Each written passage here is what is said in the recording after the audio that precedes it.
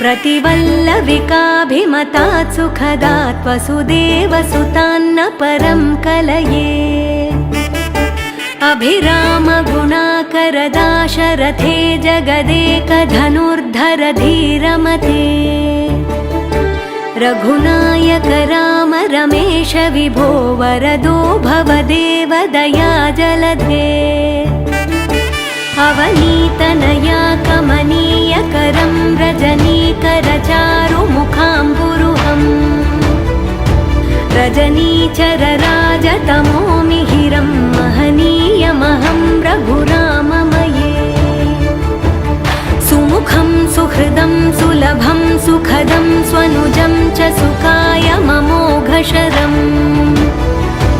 अपहाय रघुद्वहमन्यमहं न कथञ्चन कञ्चन जातु भजे।